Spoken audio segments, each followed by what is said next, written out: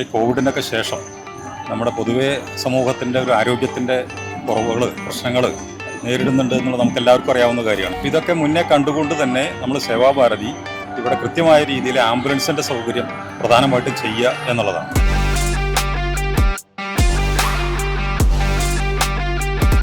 നാടിന് ആവശ്യമായിട്ടുള്ള എന്ത് കാര്യം നടക്കുമ്പോൾ സേവാഭാരതിന് ആംബുലൻസ് അവിടെ ആവശ്യമുണ്ടെങ്കിൽ അവിടെ ഉണ്ടാവും.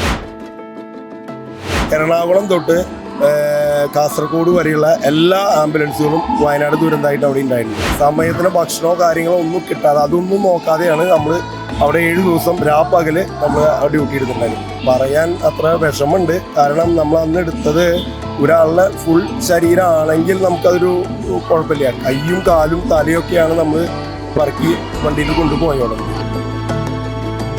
മൂന്നാമത്തെ വേദി എന്ന് പറഞ്ഞ നീലക്കുറിഞ്ഞി വളരെ ഹാർഡായിട്ട് ചെയ്യേണ്ട ഒരു ഡാൻസ് പ്രോഗ്രാമുകളാണ് അവിടെ നടക്കുന്നത്. അവർ പെട്ടെന്ന് തന്നെ ഒരു ശുശ്രൂഷയ്ക്ക് വിധേയമാക്കേണ്ട ചില സാഹചര്യങ്ങൾ വരുന്നുണ്ട് എന്നുള്ളതാണ്. അപ്പോൾ ഇത് മുൻകൂട്ടി കണ്ടുകൊണ്ട് തന്നെ സേവാഭാരതി ഇത്തരത്തിലുള്ള സേവന പ്രവർത്തനത്തിലേക്ക് വന്നിട്ടുണ്ട്.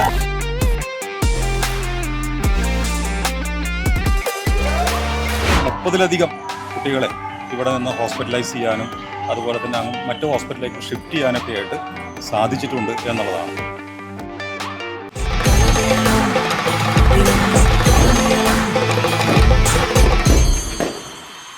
നമസ്തേ. തൃശ്ശൂരിൽ കലോത്സവ നഗരി ആനന്ദത്തിൽ ആറാടിക്കൊണ്ടിരിക്കുകയാണ്.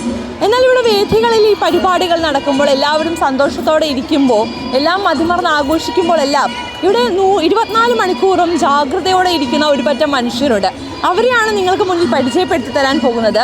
ആദ്യത്തെ ദിനം നമ്മൾ ഈ വേദി 3-ന് വന്നപ്പോൾ അവരെ ഇവിടെ കാണാൻ സാധിച്ചിരുന്നു.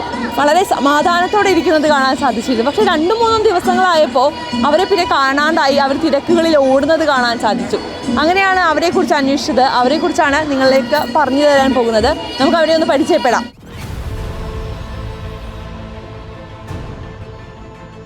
പേരെന്താ ചേട്ടാ? സുധി.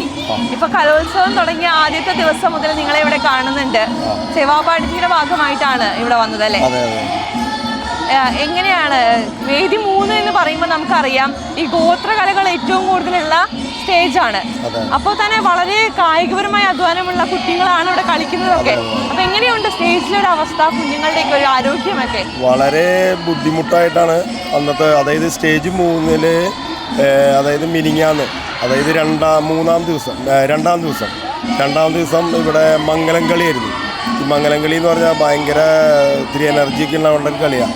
പക്ഷെ കുട്ടികൾ മുഴുവൻ തളർന്നു വീഴുകയായിരുന്നു. ഞങ്ങൾ അത്രയ്ക്കധികം കേസുകൾ അന്ന് എടുത്തിട്ടുണ്ട്. കണ്ടമാനം കേസുകൾ എടുത്തു. കുട്ടികളെ നമ്മൾ ഇവിടുന്ന് ഫസ്റ്റ് എയ്ഡ് ഇവിടുന്ന് കൊടുക്കുക, അത് കഴിഞ്ഞാൽ നേരെ കാഷ്വാലിറ്റി നമ്മുടെ GH ആണ്, നമ്മുടെ തൃശ്ശൂർ ജില്ലാ ഹോസ്പിറ്റലിൽ. നമ്മൾ എത്രയും പെട്ടെന്ന് അവിടെ അവർക്ക് വേണ്ട സൗകര്യങ്ങളും കാര്യങ്ങളൊക്കെ നമ്മൾ ചെയ്തിട്ടുണ്ട്. അവിടെ സേവാഭാരതി എന്നുള്ള നിലയ്ക്ക് നമുക്ക് 5 ദിവസം, അതായത് സേവാഭാരതി നിശ്ചയിച്ചിരിക്കുന്നത് തൃശ്ശൂർ ഇതുപോലൊരു കലോത്സവം നടക്കുമ്പോൾ സേവാഭാരതി അതിനെ ഫുൾ സപ്പോർട്ടായിട്ട് 5 ദിവസം ആംബുലൻസ് സേവനമായിട്ട് ഇവിടെ ഉണ്ട്. അത് 5 ദിവസം ഉണ്ടാവും. നാളെ വൈകിട്ട് തന്നെ നമ്മൾ ഇവിടെ തിരിച്ചു പോകുന്നു. ഫുൾ സപ്പോർട്ടുണ്ട്. അപ്പോൾ നമുക്കറിയാം കുട്ടികളാണെങ്കിലും അമ്മമാരാണെങ്കിലും എല്ലാവരും വളരെ സന്തോഷത്തിലായിരിക്കും. അതേസമയം ഉള്ളിൽ ഒരിത്തിരി പേടിയും സ്ട്രെസ്സും ഒക്കെ ഉണ്ടാകും. അതും ഈ കായികപരമായി ഇത്രയും അധ്വാനിച്ച് കളിക്കും കൂടി ചെയ്യുമ്പോഴാണല്ലോ അവർ വീക്കാവുന്നത്. അപ്പോൾ അവർ ഏറ്റവും ഇമോഷണൽ ആയിട്ടുള്ള സ്റ്റേറ്റ് എങ്ങനെയാ കാണുമ്പോൾ? അതെങ്ങനെയാ? നമുക്ക് തന്നെ കാണുമ്പോൾ വളരെ വിഷമമായിട്ടാണ് നമ്മൾ എടുത്തുകൊണ്ടുപോകുന്നത്. കാരണം എൻ്റെ മകളും ഈ പ്രായത്തിലുള്ള കുട്ടി തന്നെയാണ്. അപ്പോൾ അത് കാരണം നമ്മളത് എടുത്തു കൊണ്ടുപോകുമ്പോൾ വളരെ വിഷമത്തോടെ, അത്രയും ഒരു ആവേശത്തിലാണ് അവർ ഇവിടെ ഈ കലോത്സവത്തിൽ പങ്കെടുക്കുന്നത്. അപ്പോൾ ഇവിടെ വന്ന് ഇത്രയും എനർജിയിൽ ഈ കളിച്ച് അവർക്കത് ഫസ്റ്റ് അല്ലെങ്കിൽ A ഗ്രേഡ് കിട്ടണം എന്നുള്ള രീതിയിലാണ് അവർ ഈ പരിപാടിയിൽ പങ്കെടുക്കുന്നത്. അവരത്രയും പവർഫുള്ളായിട്ടാണ് കളിക്കുന്നത്. അതുകൊണ്ടാണ് അവർ കുഴഞ്ഞു വീഴണത് മുഴുവൻ. പിന്നെ ഈ ഗോത്രകലകളാണ്, അത് കാരണം അത് ഒരു പ്രത്യേകം, നമ്മളിതുവരെ ഞാൻ അപൂർവമാണ് അങ്ങനത്തെ കളികൾ കണ്ടായിരിക്കുന്നത്. ഇപ്പോൾ ഇവിടെ വന്നതിന് ശേഷമാണ് നല്ലോണം കണ്ടായിരിക്കുന്നത്. അപ്പോൾ അത് ഭയങ്കര എനർജി ആയിട്ടുള്ളൊരു കളിയാണ്. അതുകൊണ്ടാണ് ആ കുട്ടികൾ വീഴുന്നത്. കൂടുതലും ശ്വാസം കിട്ടാതെയൊക്കെയാണ് വീഴുന്നത്. നമ്മൾ എത്രയും പെട്ടെന്ന് നമ്മൾ ഇവിടെ ഫസ്റ്റ് എയ്ഡ് കൊടുത്താൽ തന്നെ GH-ലേക്ക് കൊണ്ടുപോവാണ് ചെയ്തത്. മിനിഞ്ഞാന്നൊക്കെ ഒരുപാട് കേസ്, ഒരു ഏകദേശം 10-32 കേസ് നമ്മൾ ഇവിടുന്ന് കൊണ്ടുപോയിട്ടുണ്ട്. അന്ന് ഏറ്റവും കൂടുതൽ കേസുകൾ ഉണ്ടായിട്ടുള്ളതാണ്. ഇപ്പൊ അമ്മമാരൊക്കെ ഇനി എന്ത് ചെയ്യുമെന്ന് ചോദിക്കുമ്പോൾ നിങ്ങൾ ഇവിടെ ഉണ്ട് എന്നുള്ളത് വലിയൊരു ആശ്വാസമാണ് വീട്ടുകാർക്കൊക്കെ. അപ്പൊ അവരത് പ്രകടിപ്പിക്കാറുണ്ടോ? അത് പ്രകടിപ്പിക്കാറുണ്ട്. കാരണം ഇവിടെ നിന്ന് കൊണ്ടുപോകുന്ന കുട്ടികൾ നമ്മൾ കാഷ്വാലിറ്റി അവിടെ നമ്മൾ GH കൊടുത്തതിന് ശേഷം അവർ ഒന്ന് റിക്കവർ ആയതിനു ശേഷം തിരിച്ചിവിടെ വന്നിട്ട് നമ്മളോട് താങ്ക്സ് ഒക്കെ പറഞ്ഞിട്ടാണ് പോവാറ്. കാരണം അത്രയും നമ്മൾ സേഫായിട്ടാണ് നമ്മൾ അവരെ കൊണ്ടുപോയിട്ടുള്ളത്. ഇപ്പോൾ നമുക്ക് എത്ര ആംബുലൻസ് ആണ് നമുക്ക് ഇവിടെ 5 ആംബുലൻസ് ഉണ്ട്. 1-ാം ദിനം തൊട്ട് 5-ാം ദിനം വരെ, അതായത് കലോത്സവം തുടങ്ങിയ അന്ന് മുതൽ അവസാനിക്കുന്നത് വരെ 5 ആംബുലൻസിന്റെ സേവനം. ആദ്യത്തെ ദിവസമൊക്കെ നിങ്ങൾ കുറച്ചുകൂടി സമാധാനത്തോടെ വണ്ടികളെല്ലാം ഇവിടെ ഉണ്ടായിരുന്നു. പക്ഷെ ഇന്നിപ്പോ നമ്മൾ സംസാരിക്കുമ്പോൾ ഇവിടെ 1-2 വണ്ടികളേ ഉള്ളൂ. ബാക്കി എല്ലാം ഓട്ടത്തിലാണ്. ബാക്കി എല്ലാവരും പോയി. പക്ഷേ ഇവിടെ ഒരു വണ്ടിയാണ്, ഈ സ്റ്റേജ് 3യുടെ അവിടെ ഒരു വണ്ടിയാണ്, സ്റ്റേജ് 1ന്റെ അവിടെ ഒരു വണ്ടിയുണ്ട്, 2ന്റെ അവിടെ ഒരു വണ്ടിയുണ്ട്. പിന്നെ നമ്മുടെ GH അതായത് ജില്ലാ ഹോസ്പിറ്റലിൽ നമ്മുടെ സേവാഭാരതി ഒരു ആംബുലൻസ് ഇവിടെ നിന്ന് കൊണ്ടുപോകുന്ന കുട്ടികളെ വേറെ ഹോസ്പിറ്റലിലേക്ക് മാറ്റേണ്ട ആവശ്യം വരികയാണെങ്കിൽ നമ്മുടെ വണ്ടി അവിടെ ഒരെണ്ണം ഫുള്ളായിട്ട് അവിടെ ഇട്ടിട്ടുണ്ട്, 24 മണിക്കൂറും സേവനമായിട്ട്. നമ്മൾ പറയാറുണ്ട് മാനവ സേവയാണ് ഏറ്റവും വലിയ മാധവ സേവ എന്ന്. അപ്പൊ ജീവിതത്തിലെ എല്ലാ ദിവസവും ഒരേ മനുഷ്യനെയും സേവിക്കാനുള്ള ഭാഗ്യം ലഭിച്ചിട്ടുള്ള വ്യക്തിയാണ് ഞാൻ. അപ്പൊ അതിനെ കുറിച്ച് എന്താ പറയാനുള്ളത്? അത് എന്നും തൃശ്ശൂർ മെഡിക്കൽ കോളേജിൽ നമ്മൾ രാവിലെ ചെന്ന് കഴിഞ്ഞാൽ വൈകുന്നേരം വരെ ഒരുപാട് കാര്യങ്ങൾ അവിടെ ഉണ്ടാവാറുണ്ട്. അതിലേതെങ്കിലും ഒരെണ്ണം എന്നെ കൊണ്ട് ചെയ്യാൻ പറ്റാവുന്ന കാര്യമാകും അത് ഞാൻ ചെയ്യാറുണ്ട്. അത് നമ്മളവിടെ ഇപ്പോൾ തൃശ്ശൂർ പൂരമായാലും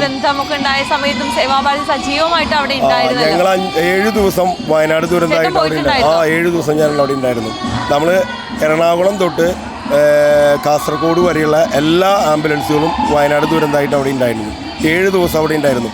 സമയത്തിന് ഭക്ഷണമോ കാര്യങ്ങളോ ഒന്നും കിട്ടാതെ അതൊന്നും നോക്കാതെയാണ് നമ്മൾ അവിടെ 7 ദിവസം രാപ്പകല് നമ്മൾ ഡ്യൂട്ടി എടുത്തിട്ടുണ്ടായിരുന്നു. ആ ഒരു അനുഭവം എങ്ങനെയായിരുന്നു വയനാട് ദുരന്തം? വളരെ ബുദ്ധിമുട്ടാണ്, പറയാൻ അത്ര വിഷമമുണ്ട്. കാരണം നമ്മൾ അന്ന് എടുത്തത് ഒരാളുടെ ഫുൾ ശരീരമാണെങ്കിൽ നമുക്കതൊരു കുഴപ്പമില്ല. കൈയും കാലും തലയൊക്കെയാണ് നമ്മൾ പറക്കി വണ്ടിയിൽ കൊണ്ടുപോയോടുന്നത്. അത് നമ്മൾ നിലമ്പൂരിൽ നിന്നാണ് നമ്മൾ എടുത്തോടുന്നത്. അവിടെ നിന്ന് എടുത്ത് മുകളിലേക്ക് തലപ്പാഴ മറ്റേതുണ്ടല്ലോ വയനാട് ദുരന്തം നടന്നെടുത്ത് നമ്മുടെ ഒരു ഹോസ്പിറ്റലുണ്ട്, അവിടേക്കാണ് പോസ്റ്റ്മോർട്ടത്തിനായിട്ട് കൊണ്ടുപോകുക. ഇത്രയും വലിയൊരു സംഘടന, ആ സംഘടനയ്ക്ക് വേണ്ടി ആ സംഘടന ആംബുലൻസാണ് ഞാൻ ഓടിക്കുന്നത്. ആ ഒരു മനോഭാവത്തിൽ തന്നെയാണ് എല്ലാ കാര്യങ്ങളും ഞാൻ ചെയ്യാറ്. അതെൻ്റെ ജീവിത ശൈലിയായിരുന്നു. തീർച്ചയായിട്ടും ആ സേവനം എന്നും തുടരുക എന്നതാണ്. എങ്ങനെയുണ്ട് തൃശ്ശൂരിൽ എത്തിയപ്പോൾ ഒരു അനുഭവം, കലോത്സവ വേദികൾ? നല്ലൊരു അനുഭവമാണ്. വയലിൽ സേവാഭാരതിയുടെ സേവനം അനുഷ്ഠിക്കാനുള്ള ഒരു ഭാഗ്യം കിട്ടി തന്നെ ഒരു വലിയ കാര്യമായിട്ടാണ്. കുഞ്ഞുങ്ങളെയും കൊണ്ട് യാത്രകൾ ആംബുലൻസിലൊക്കെ പോകേണ്ടി വരുമ്പോൾ ഉള്ളു പെടയാറുണ്ടോ? തീർച്ചയായിട്ടും അവർക്ക് ഒന്നും പറ്റാതിരിക്കാൻ നമ്മൾ മാക്സിമം നോക്കാറുണ്ട്. എന്നാലും ഒന്നും പറ്റാതെ ഇരിക്കാനുള്ള നോക്കാം, ശ്രദ്ധിക്കുക. തൃശ്ശൂർ പൂരത്തിനൊക്കെ ഫുള്ളായിട്ട് ഇവർ ഉണ്ടാവാറുണ്ട്. നമ്മൾ തൃശ്ശൂർ പൂരത്തിന് എല്ലാ വർഷവും ഇവിടെ കുടിവെള്ള വിതരണം, അതുപോലെ ആംബുലൻസ് സേവനം. അറിയാലോ, തൃശ്ശൂർ പൂരം എന്ന് പറഞ്ഞാൽ നമ്മുടെ കേരളത്തിലെ ഏറ്റവും വലിയൊരു പൂരമാണ്. അപ്പോൾ അത് കാരണം നമ്മൾ ഇവിടെ ഫുൾ സപ്പോർട്ടായിട്ട് എല്ലാവരും ഉണ്ടാവാറുണ്ട്. ആംബുലൻസ് 15 ആംബുലൻസ് നമ്മൾ ഫുൾ ടൈം, അതായത് പൂരത്തിൻ്റെ അന്ന് രാവിലെ മുതൽ പിറ്റേ ദിവസം ഉപചാരം ചൊല്ലി പിരിയുന്നത് വരെ നമ്മുടെ ആംബുലൻസ് ഉണ്ടാവും. 15 വണ്ടി, ഒരാൾക്കും ഒരു ബുദ്ധിമുട്ട് വരത്താതെ കൊണ്ടുപോകണം എന്നുള്ള രീതിയിലാണ് തൃശ്ശൂരിൽ നമ്മൾ ഈ സേവാഭാരതി അങ്ങനെ ഒരു തീരുമാനമെടുക്കുന്നത്. എന്തായാലും നല്ല പ്രവർത്തനങ്ങളുമായി ഇനിയും മുന്നോട്ട് പോവുക. ഒരുപാട് നന്ദിയുണ്ട്. അപ്പോൾ ഇത്തരം പ്രവർത്തനങ്ങളുമായി സേവാഭാരതി ഈ 5 ദിവസവും ഇവിടെ ഉണ്ട്. ഇവിടെ മാത്രമല്ല, എവിടെയാണോ ആളുകൾക്ക് ഒരു സഹായം വേണ്ടത്, എവിടെയാണ് സേവനം വേണ്ടത് എന്നുള്ള സ്ഥലത്തേക്ക് വിളിച്ചാൽ അവർ ഓടിയെത്തും എന്നതിൽ ഒരു സംശയവും വേണ്ട. നമ്മളിപ്പോൾ എന്തൊക്കെ സേവനങ്ങളാണ് കലോത്സവവുമായി ബന്ധപ്പെട്ടിട്ട് സേവാഭാരതി നൽകുന്നത്? സേവാഭാരതി ഇവിടെ 5 ആംബുലൻസുകൾ നമ്മളവിടെ അറേഞ്ച് ചെയ്തിട്ടുണ്ട്. ഒരു 4 ദിവസമായി നമ്മളതിൻ്റെ കാര്യങ്ങൾ ചെയ്തുകൊണ്ടിരിക്കുകയാണ്. എനിക്ക് തോന്നുന്നു നമ്മുടെ ഈ കോവിഡിനൊക്കെ ശേഷം നമ്മുടെ പൊതുവേ സമൂഹത്തിൻ്റെ ഒരു ആരോഗ്യത്തിൻ്റെ കുറവുകൾ, പ്രശ്നങ്ങൾ നേരിടുന്നുണ്ട് എന്നുള്ളത് നമുക്ക് എല്ലാവർക്കും അറിയാവുന്ന കാര്യമാണ്. ഈ കുഴഞ്ഞു വീഴുക, അങ്ങനെ പല പ്രശ്നങ്ങളും ഉണ്ട്. പ്രത്യേകിച്ച് ഇപ്പോൾ തൃശ്ശൂരിനെ സംബന്ധിച്ച് ഇപ്പോൾ നല്ല കടുത്ത ചൂടുമുണ്ട്. ഇതൊക്കെ മുന്നേ കണ്ടുകൊണ്ട് തന്നെ നമ്മൾ സേവാഭാരതി ഇവിടെ കൃത്യമായ രീതിയിൽ ആംബുലൻസിൻ്റെ സൗകര്യം പ്രധാനമായിട്ടും ചെയ്യുക എന്നുള്ളതാണ്.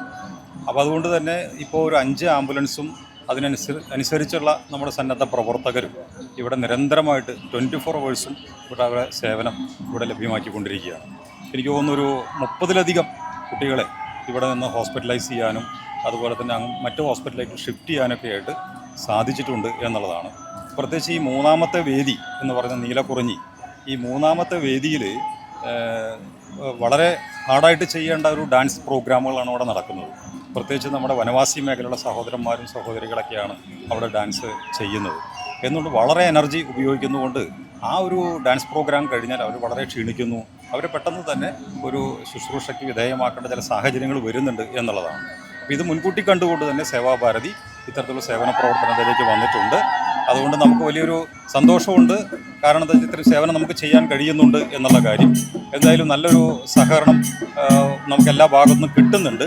കൂടാതെ തന്നെ നമുക്ക് തൃശ്ശൂരിനെ സംബന്ധിച്ച് നമുക്കറിയാം, നമ്മുടെ തൃശ്ശൂർ പൂർവ്വവുമായി ബന്ധപ്പെട്ട് ഒരുപാട് കാര്യങ്ങൾ നമ്മൾ സേവാഭാരതി ചെയ്യുന്ന ഒരു പ്രവർത്തനം ചെയ്യുന്നുണ്ട്. എനിക്ക് തോന്നുന്നു കുറേയും കൂടി സർക്കാർ സംവിധാനം നമ്മുടെ സേവാഭാരതിയുടെ സംവിധാനത്തെ പ്രയോജനപ്പെടുത്താൻ വേണ്ടി ശ്രദ്ധിക്കണം എന്നുള്ള ഒരു അപേക്ഷ കൂടി സേവാഭാരതിക്കുണ്ട് എന്നുള്ളതാണ് എനിക്ക് പറയാൻ.